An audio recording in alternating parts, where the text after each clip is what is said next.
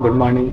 आज हम लोग बिम्स्टेक संगठन के बारे में जानेंगे और जो हाल ही में जो 5वां बिम्स्टेक का सम्मेलन हुआ है उसके बारे में भी जानेंगे। हम लोग इस वीडियो में बिम्स्टेक क्या है, ये क्यों है, इसका क्या महत्व है और जो 5वें सम्मेलन के हाइलाइट्स के बारे में जानेंगे। आइए देखते हैं। जैसा कि नाम से ही स्पष्ट है, bay of Bengal initiative for multi sectoral technical and economic cooperation, यानी कि बंगाल की खाड़ी बहुक्षेत्रीय तकनीकी और सहयोग पहल। तो इसमें बे ऑफ बंगाल के किनारे मतलब जिन देशों के जियोग्राफी में बे ऑफ बंगाल अहम भूमिका निभा रहा है वो सभी देश शामिल हैं। जैसे आप देख सकते हैं यहाँ पे भारत तो है ही, बांग्लादेश, म्यांमार, थाईलैंड और इधर भूटान और नेपाल में। जो इसकी स्थापना थी 6 जून 1997 को हुई थी और उस समय नेपाल और भूटान इसके सदस्य नहीं थे, लेकिन बाद में 2004 में जाके ये दोनों सदस्य बने। इस संगठन का ऑब्जेक्टिव क्या है? तो सभी देशों के बीच में इस संगठन में 14 ऐसे क्षेत्र को चिन्हित किया गया है जहाँ कोऑपरेशन की ज़रूरत है, जिसमें trade and investment, transport, communication, energy, tourism, technology, fishery, agriculture, ये सभी हैं। लेकिन जो महत्वपूर्ण मुद्दा है उसमें रीजनल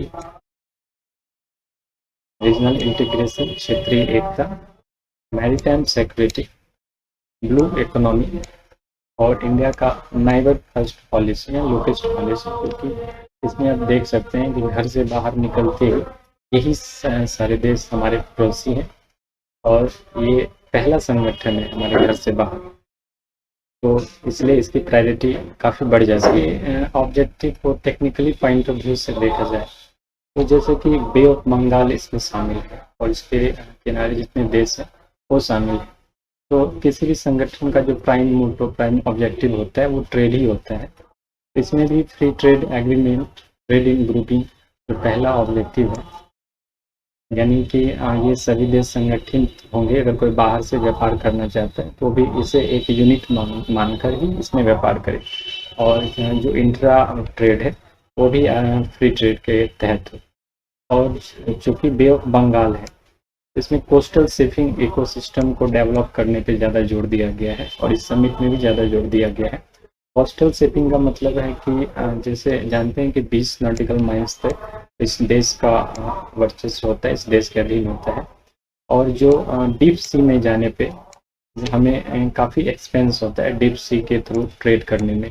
इसमें बड़े जहाज़ चाहिए, बड़ा एक्सपेंस चाहिए, लेकिन कोस्टल में छोटे जहाज़ से भी काम चल जाता है। और 20 नॉटिकल माइल के अंदर इसमें कोस्टल इकोसिस्टम को बेहतर बनाने की व्यवस्था की गई है। हालांकि ट्रेड करना है तो ट्रेड कैसे होगा?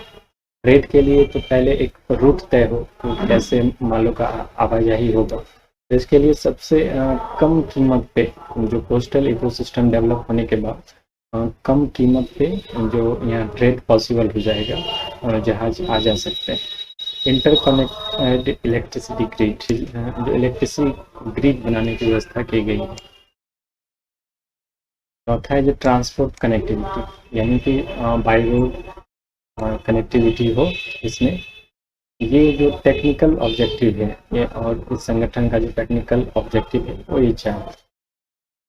देखते हैं जो 5वां जो शिखर सम्मेलन हुआ है उसके हाइलाइट्स में क्या है। पहला तो मेन है कि इसमें चार्टर को अडॉप्ट किया गया और कनेक्टिविटी के लिए मास्टर प्लान को तैयार किया गया। चार्टर को अडॉप्ट करने से, चार्टर अडॉप्ट किए जाने के बाद बिम्स्टेक का अपना एक एम्ब्लेम, अपना फ्लैग और अपना एक रिटन चार्टर है। तो इसके स्टैट्यूटरी फ्रेमवर्क को और मजबूत किया जा रहा है जिससे भविष्य में ये संगठन और आगे बढ़े। इसके लिए जो है लगभग भारत की तरफ से $1 मिलियन ऑपरेशनल बजट दिया गया है बिम्स्टेक को, ताकि इस संगठन को और मजबूत किया जा सके। इस संगठन में, इस समिट में जो मुख्य बातें पीएम ने कही है वो है कि जो अभी के हालात है यूरोपियन देशों में, तो वे कहीं ना कहीं वर्ल्ड ऑर्डर में स्टेबिलिटी पे क्वेश्चन मार्क है। और ऐसे में जो क्षेत्रीय एकता है उसे और मजबूत करने की जरूरत है। जो 14 क्षेत्र चिन्हित किए गए हैं सभी देशों के लिए, तो हर देश को किसी न किसी सेक्टर में प्रायोरिटी और लीड करने के लिए कहा गया है, जिसमें भारत सिक्योरिटी पिलर को लीड करेगा और जिससे जो रीजनल सिक्योरिटी है वो सुनिश्चित हो सकेगा बिम्स्टेक संगठन का।